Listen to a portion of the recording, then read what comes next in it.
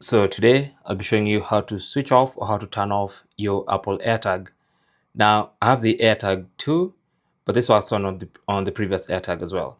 Now let's say you use your AirTag occasionally. Maybe you use it to tag your travel suitcase and you're not traveling in the next couple of weeks or couple of months.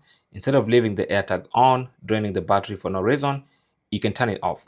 Now you do not have a switch off button here, neither do you have the option on the app, but I have a workaround.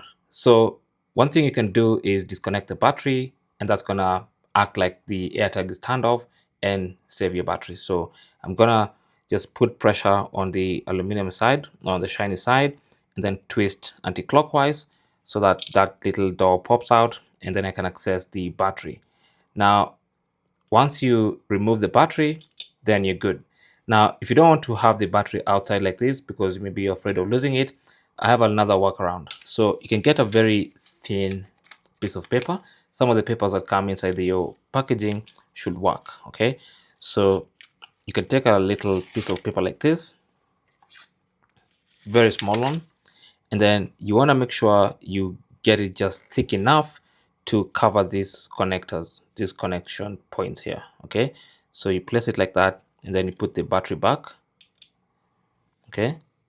And when you press like this and you don't hear a sound, it means they're not, the connection is not happening. So that's gonna be just like a switched off AirTag. And then now you can put the cover back, align it in place, and then put pressure with 2 fingers and turn clockwise.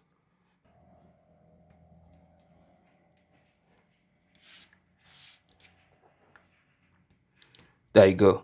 So it's as simple as that. So now the AirTag is off, but the battery is inside and you can keep it.